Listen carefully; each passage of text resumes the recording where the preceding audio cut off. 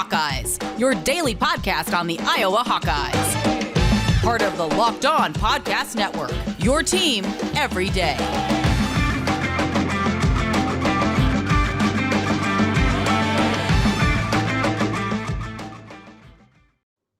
Welcome back, Hawkeye Nation, to a Tuesday morning episode of the Locked On Hawkeyes podcast, your daily podcast covering your Iowa Hawkeyes on the Locked On Podcast Network. As always, I am your host, Andrew Wade, and we have another great episode coming at you today. We're going to be reviewing the Iowa win over Maryland. What did we learn from that game? What are some of the shocks from that game? And wow, is Keagan Murray good or what? We're also going to be talking about a few declarations for the NFL draft from the Iowa Hawkeye football team, and a transfer portal target who could be a reinforcement on the offensive line has named Iowa in his top 5. We're going to be talking about that. And if we have time, we will get to what next year's team will potentially look like. That's all coming up on today's show. But first, I want to thank you all for making the Locked On Hawkeyes podcast your first listen every single day. You can find the Locked On Hawkeyes podcast for free wherever you get podcasts at, and also on YouTube by searching Locked On Hawkeyes. And today's episode is brought to you by Sonos. Experience the game like never before with Sonos Arc, the premium smart soundbar for TV, movies, music, gaming, and more. Visit Sonos.com to learn more. And last night, I should say, Iowa took down Maryland 80-75. Some of you might be looking at Maryland and thinking, wow, why was Iowa so close in that game? Here's what I would say. First and foremost, the Big Ten is incredibly tough. The Big Ten, top to bottom, has very good teams that can beat you on any given night. Look at the fact that Wisconsin took down Purdue last night as well. Wisconsin was not expected to be a Purdue caliber team or even able to beat a Purdue caliber team. But here we are. Maryland has talent. Coming into the season, they were looked at as a top 25 team. They have struggled in different parts of their game. They've struggled with consistency. They've struggled with rebounding, and they struggle with their shot. They have not been able to connect very much on deep shots to this point in this season. Now, in this game against Iowa, though, they made it close. 36% shooting on three, 45.9% shooting from the field. Not great, but not bad. Their free throw shooting really hurt them, though, 58.8%. Iowa wasn't much better at 63.2%. Rebounding was interesting, though, and this is really where the game started to switch. Iowa got off to a nice run early in the game, up to a 12-point lead at one point. Maryland changes up their defense a little bit. They do a half-court trap. They get the ball. They score quickly. All of a sudden, it's tied. And rebounding started to become a problem for Iowa again. We've seen rebounding be an issue for Iowa in the past, and it kind of resurfaced in the first half, the end of the first half in this game. Maryland was crashing the glass. They were getting a lot of offensive rebounds, and they were, really capitalizing on those second and third chance opportunities, which is what we've seen Iowa struggle with in their losses this season. Even in not in their losses, they've struggled with that a lot. Thankfully, Iowa coming out in the second half switched to more of a man defense. They did a great job of getting to the glass. Several guys had good games from a rebounding perspective. Filip Rebraca finished with 8 rebounds. Patrick McCaffrey had 5. When we heard from Fran McCaffrey, he really wanted Patrick to be in that 5, 6, 7 range. And considering Patrick only played 21 minutes, really didn't seem like he had his game going in this game. 2 of 8 shooting, missed a couple easy shots. Not exactly Patrick's best game.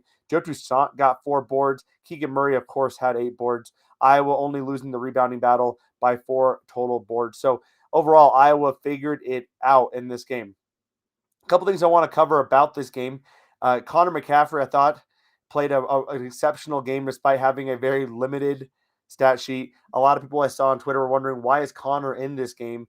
And Fran McCaffrey actually answered this question in his post-game press conference, really alluding to the fact that when Iowa was playing their zone defense, Conor McCaffrey was basically the captain back there on the wing, basically, or on the block, basically saying where every guy should be going at every given time. Conor McCaffrey is basically a coach on the court for Iowa.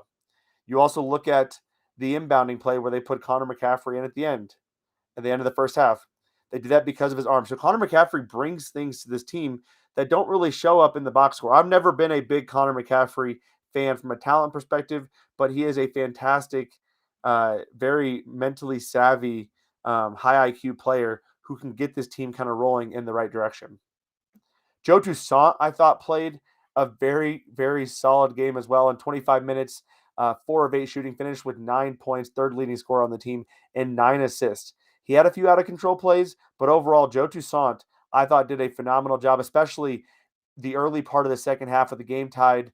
Joe Toussaint drove the entire court after a quick bucket by Maryland and made a bucket. What he was able to do, breaking guys down off the dribble, is what we were expecting to see from Joe Toussaint, what we have been seeing in glimpses from Joe Toussaint over the course of his Iowa career, but really liked seeing him be aggressive and attacking and collapsing the defense in this game. Again, not a there were some issues with Iowa. I shouldn't say a great shooting game. Iowa did shoot the ball pretty well, 40% from 360 or 49% from the field. They had some issues late in that first half, middle parts of the second half shooting the ball, but overall, Iowa did shoot the ball pretty well from three, mostly coming from Keagan Murray, who hit 5 of 6 threes. Jordan Bohannon struggled in this game, 1 of 5, 1 of 4 from three. Patrick McCaffrey, again, 2 of 8, 1 of 2 from three. Joe Toussaint hit a three. Tony Perkins, 0 of 2. Chris Murray, 0 of 2. So not the best game from most people other than Keagan Murray. Filip Rebraca had a nice game, a very aggressive game playing down low. He hasn't really been that number 2 guy or even that number 3 guy that we thought he would be coming into the season. He's been kind of more of a 4th or 5th option in this offense, but still buying his time in this game, second on the team in minutes of 29 minutes, finished with 13 points on 6 of 8 shooting, 8 rebounds. A good game against a above average height team in Maryland, a team that has some good post players. I thought Filip Rebraca played pretty well in this game. And I think the biggest thing, again, to take away is the fact that Iowa got a win. That is the most important piece about this. Yes, it is not a high-quality win according to the net rankings. Iowa getting a Q3 win to this point, considering it was at home. But the biggest thing coming into the season, especially in conference play, was Iowa had to win the games they were supposed to win. They found a way to get it done despite blowing a lead. They found a way to get that W. They found a way to close out the game. And it was close all the way up until the end with Keagan Murray getting that last-second rebound and getting that shot up. That was a huge shot. Iowa struggled with free throws down the stretch as well, which gave Maryland a little bit more opportunities, but Keagan Murray finishing the game up the way he has been doing throughout the season. Keagan Murray finishing with 35 points. This guy, enjoy it, Iowa fans, because Keagan Murray isn't going to be around very long. This is a guy who could win National Player of the Year. He is going to be an All-American type player. He is going to be All Big Ten. This is a guy who we don't get to see come around very often, and the fact that we have Luka Garza, and then Keagan Murray is pretty darn impressive. Iowa up next gets Wisconsin later in this week. We'll be making sure to break down that game coming up later in this week, probably on Thursday's episode, so stay tuned for that. We have a lot of football talk to get to, though, as well. We have LaShawn Daniels joining us again for tomorrow's episode. So if you watch this on YouTube, then you already listened to that part of it. But if you're just following along on the podcast front, we have the second half of our conversation with LaShawn Daniels dropping tomorrow as we talk about the Iowa football team and where do they go from here, especially at the quarterback position. But first, Hawkeye fans, this is Andrew Wade, your host of the Locked On Hawkeyes podcast, and I have an incredible app that everyone who buys gas needs to know about. It's called Get Upside. My listeners are making up to 25 cents for every gallon of gas every time they fill up. Just download the free Get Upside app in the App Store or Google Play right now and use the promo code SCORE, and you can actually get a bonus 25 cents per gallon on your first fill-up. That's up to 50 cents cash back on your first fill-up. So don't pay full price at the pump anymore. Get cash back using Get Upside. Just download the app for free and use the promo code SCORE to get up to 50 cents per gallon cash back on your first tank. Some people who drive a lot are making as much as $200 to $300 a month in cash back, and there's no catch at all. The cash back gets added right to your account. You can cash out anytime to your bank account, PayPal, or even an e-gift card for Amazon and other brands. Just download the free Get Upside app and use the promo code SCORE to get up to 50 cents per gallon cash back on your first tank. That is code SCORE for 50 cents per gallon cash back on your first tank. Get Upside. Get it now. And BetOnline has you covered this holiday season with more props, odds, and lines than ever before as football continues its march through the college bowl season. All we got is the college football playoffs and that Texas game or the LSU game as well, plus the pro football playoffs, which we are right around the corner with. BetOnline remains your number one spot for all the sports action this season. So head over to their website or use your mobile device and sign up today, and you'll receive a 50% welcome bonus on your first deposit. all you need to do is use the promo code LOCKEDON. That's LOCKEDON to receive that 50% welcome bonus on your first deposit from basketball, football, NHL, boxing, and UFC right to your favorite Vegas casino games. Don't wait to take advantage of all the amazing offers available for the 2021 season. BetOnline is the fastest and the easiest way to bet on all your favorite sports, so don't wait. Take advantage of all the new amazing offers available today. That's betonline.ag, where the game starts. And again, thank you all for making the Locked On Hawkeyes podcast your first listen every single day. You can find the Locked On Hawkeyes podcast for free wherever you get podcasts at. Let's get into it, though, from a football perspective. Lots of news kind of popping off over the last couple of days. Want to make sure we're covering that and then getting into kind of a look ahead to next season. So a lot of question marks around who is returning and who is going. We officially got the declaration from Jack Koerner. He is declaring for the NFL draft. We kind of expected this. I did not think Jack Koerner was returning. Two reasons why. He went out for senior day. He started for 3 years. I did not feel like he had anything else he had to prove this week or this season, excuse me, or next season. Wow, I'm really drawing a blank there. Jack Koerner did not have anything else he needed to improve upon or show going into next season. There was not a lot more the NFL teams would need to evaluate him on. He wants to get his career started now. So Jack Koerner officially declaring. People have been asking about Xavier Williams. I don't believe he actually has any eligibility left. Plus, Xavier Williams has already said he's going to try his hand at the NFL. He's going to get into a bowl game and work out at Pro Day and try to make a name for himself at the NFL level. This is a guy who had NFL aspirations and was getting looks from NFL teams while he was at UNI. Couldn't crack the two deeps for a long time. Couldn't get on the field for Iowa. I also, again, don't think he has eligibility. Now, the only other domino that we need to work, or two dominoes to fall in the secondary, is Dane Belton and Riley Moss. I'm pretty sure Riley Moss is gone. If his knee is 100% healthy, he's probably going to leave and go to the NFL. He has been projected anywhere from 2nd to 5th round. Now, Dane Belton is an interesting case. I don't see Dane Belton leaving. He's a true junior playing as a freshman, was able to get 3 years of starting experience. Maybe he looks at it and says, you know what, I have nothing else to prove here and I want to leave and try my hand, kind of like Geno Stone did. Or he's going to look at it and say, I could be the leader of this secondary. I'm going to be the guy called upon to do a variety of different things. Maybe I show what I can do at the safety position and allow someone like a Cooper DeJean to slide into that cash role. Maybe there's some talks about that and he can kind of show some of his versatility, even though he's already shown a lot of that versatility. But when you look at how Amani Hooker is playing, you look at the fact that Geno Stone has cracked the Ravens lineup, there are some chances that Dane Belton looks at that and says, I do want to go. I want to leave. But I personally think Dane Belton will return. So that leaves Iowa with 2 starters returning in that secondary, Keagan Murray and Dane Belton. Now, we talked a little bit about this, but it is concerning, obviously, losing a Riley Moss. It is concerning losing a Matt Hankins. We saw the secondary play drop off a little bit without those guys. But anytime you have a coach like Phil Parker there, you are going to have a solid secondary. What I think is also important to note is that the guys behind them have gotten starter level experience. Jamari Harris has started several games. Terry Roberts has started several games. Terry Roberts also a veteran in that secondary as well and has played very well in the special teams unit. For the safety position, Keagan Murray has had a lot of experience there. Keagan Murray actually was starting before Jack Koerner. Jack Koerner kind of took his spot, and then Keagan Murray finished up on the other side of the safety spot with Jack this past season and last season too.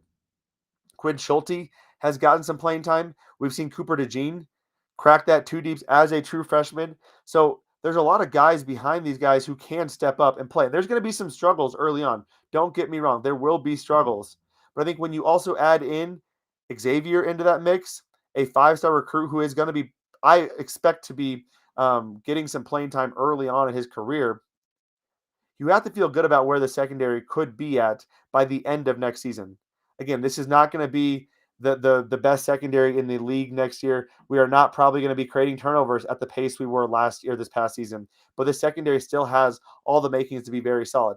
And don't forget about guys like Reggie Bracey, AJ Lawson, Brendan Dees Fernandez, and some of the true freshmen that are going to be coming in alongside X in this class.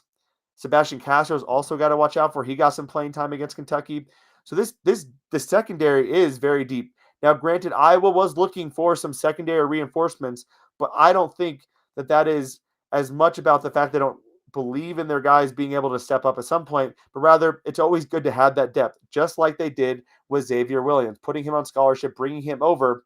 That was a strategic move in case Iowa was to suffer injuries. As we saw this year, they were playing with their fourth string cornerback, or the number 4 cornerback, I should say, not 4 string, but number 4 cornerback because of injuries. Matt Hankins goes down. Riley Moss was dealing with some stuff. Terry Roberts gets injured. The only one who didn't get injured in that secondary was Jamari Harris from a cornerback perspective. Iowa wants to ensure that they have depth in this secondary. Now, again, we talked about the fact they were going for a few guys on the secondary market. One guy, one domino just fell. Justin Clark, Toledo defensive back, just committed to Wisconsin. So no chance he is obviously coming to Iowa.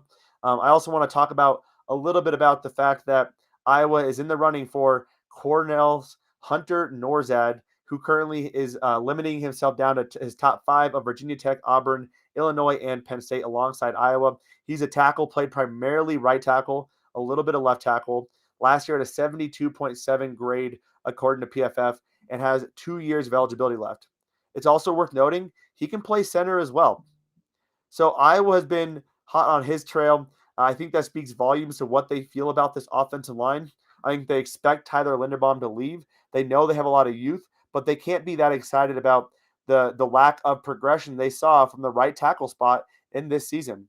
Mason Richmond basically has locked down that left tackle spot, but at right tackle you have Jack Plum and Nick DeYoung, and neither really gave you a lot of confidence that they can go into next season and solidify that right side. Iowa clearly understands that. That's why they're looking at Hunter Norzad, hopefully being able to secure his services. Again, 2 years of eligibility is huge. The fact that he has the versatility to play both tackle spots and that center spot is also huge.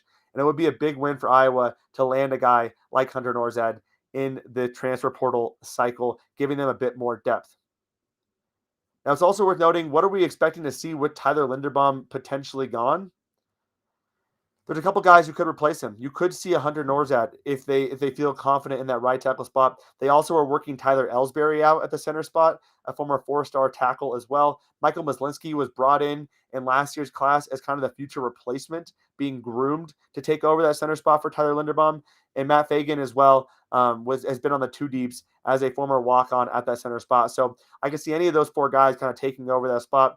Ideally, we see Tyler Ellsbury kind of take that step and win the tackle spot, and we see Michael Myslinski take that center spot and run with it.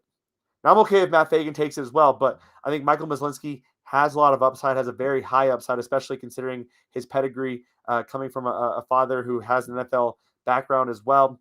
There's a lot to like about Michael Myslinski, and it's also just nice to see some of our top recruits kind of perform the way we would expect them to. Coming up on segment 3, we're going to get a bit more into who could potentially leave. We haven't talked about the offense side as much with Sam Laporta, Tyler Linderbaum, Charlie Jones, Kyler Schott. We're going to be talking about those guys and also be giving you a brief preview of this football team, all coming up in a few short moments. Before that, though, this is it. The putt to win the tournament. If you sink it, the championship is yours, but on your backswing, your hat falls over your eyes. Is this how you're running your business? Poor visibility because you're still relying on spreadsheets and outdated finance software?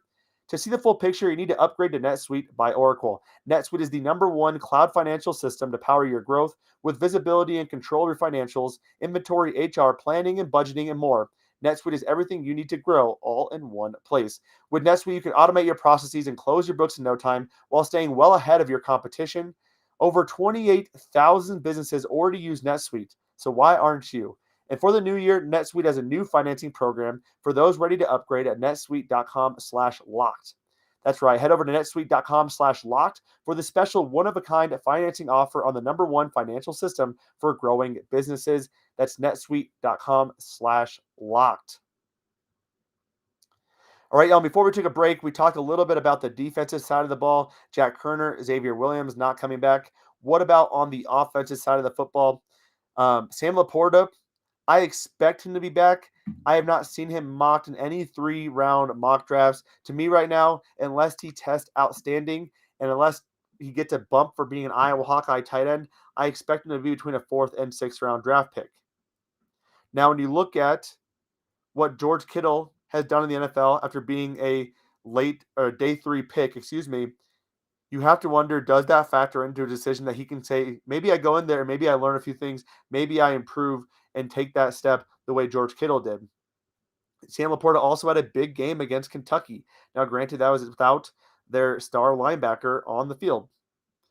I expect Sam Laporta to return, but it is worth noting that he is going to be exploring that option. He's going to be looking at what the feedback is, but I do expect Sam Laporta to return, If he does leave, expect Luke Lachey to jump up, Elijah Yelverton. We've heard a lot about Elijah. He was a big-time recruit, had over, I think, 25 or 30 offers coming out of high school, and he hasn't really taken that next step, has dealt with injuries, but expect Elijah Yelverton to jump in to that number 2 role.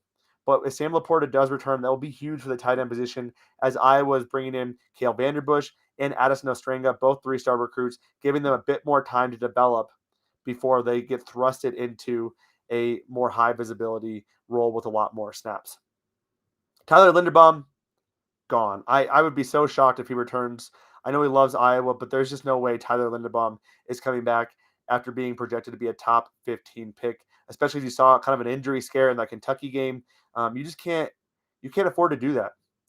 You can't afford to get hurt like that, even with the insurance policy they have. I just can't expect Tyler Linderbaum to come back. And Kyler Schott, I have not heard a lot on Kyler Schott. He has eligibility to come back, but we haven't heard anything on him, and it really feels like it's trending in the direction of Kyler Schott's gone. So as we get more information on that, I'll make sure to break that down for you as well. Also, on the wide receiver front, Iowa was in the running for Isaiah Nayer, a 6'3" stud redshirt freshman out of Wyoming who had a fantastic year, really could fill in for that X role. Iowa seemingly no longer talking to Isaiah Nayer about transferring to the Hawks, which basically leaves Iowa without an X right now. We could see Brody Breck step into that. That's where he kind of makes the most sense at, but dealt with some injuries, didn't get into the Iowa program until late. So can he take that next jump and maybe fill that X role a little bit better? As we saw in the Kentucky game when we threw that Hail Mary, we need a guy who can go up and get the football. And we don't have one of those guys with snaps on the team right now. So it'll be interesting to see, can Brody Breck take that next step and jump up? Now, just doing this quickly, when we look at how this team performed this year, there's a lot to really like. The defensive line did improve throughout the year. We finally have a year where we're not losing 3 or 4 defensive linemen, only losing 1 defensive lineman, and that's in Zach Van Valkenburg, which is a big loss. We are likely returning all of our linebackers. We're losing quite a bit in the secondary, but if there's one position where I feel confident that Iowa can plug and play and reload, it is the secondary. Offensively, we return all of our wide receivers who have gotten a lot of snaps. Hopefully Charlie Jones returns as well. I think it's leaning that way. I don't know what the upside is necessarily, though, unless he's expecting to get more snaps, which could be the case. But nevertheless, if Charlie Jones returns, that wide receiver room is in a very good spot. Tight end, if Sam Laporta returns, tight ends, we're good to go. Offensive line, losing Tyler Linderbaum is going to be a huge loss, but you hope that the rest of the offensive line can use this year, take a step, and mature and grow. Connor Colby is a true freshman. Mason Richmond's a redshirt freshman. I mean, these guys are young guys. Can they take that next step? Spring ball is going to be a great opportunity for them to do so. But you look at this offense, and you're returning 9 starters. You lose Tyler Linderbaum and Tyler Goodson. And I would argue, although Tyler Goodson is a phenomenal running back and does have a good opportunity to have a good NFL career, we're not losing. We have replacements for Tyler Goodson that I feel confident in, and that's in Gavin Williams and LaShawn Williams. So really, you're losing one guy who is irreplaceable, and that is Tyler Linderbaum. Looking at the defensive side of the football, again, I don't want to. That's nothing against Tyler Goodson. Tyler Goodson is a phenomenal running back, and I would love to have him back. But you have to be happy with the guys you have behind Tyler Goodson as well. Defensively, potentially returning 6 of 11 starters, plus a lot of guys who have got a lot of snaps this past season. 3 defensive linemen, 2 linebackers, 2 defensive backs if you count the cash position, or 3 linebackers if you want to count Justin Jacobs. Again, we haven't heard anything on Justin Jacobs. There were some rumors that he could be entering the transfer portal, but all things look good so far. So as we get more information on that, we'll make sure to cover that. And then you're bringing in more reinforcements like an X to the secondary. Aaron Graves, a 4-star recruit. Caden Crawford is going to be enrolling early. Brian Allen's a 4-star recruit. So even the defensive line is getting some high-level, very talented reinforcements. So you have to like where Iowa comes into this next season, that they have a tough schedule, but they have a lot of guys returning. Can they take that next step from a 10-win season and win a Big Ten title? Remains to be seen, but we're going to be covering a lot of that throughout this offseason. So make sure to tune in right here at the Locked On Hawkeyes podcast. And we didn't talk about any betting things today, but if you want to know how to bet on 3 to 4 games every single day, you have to check out the Locked On Bets podcast hosted by your boy Q and handicapping expert Lee Sterling of Paramount Sports. They do a great job of breaking down 3 to 4 games and giving you the bets you need to make at betonline.ag. That does do it for our show today, though. Thank you all for tuning in to today's episode of the Locked On Hawkeyes podcast. Have a fantastic Tuesday, y'all. We'll be back tomorrow, and as always, let's go Hawks.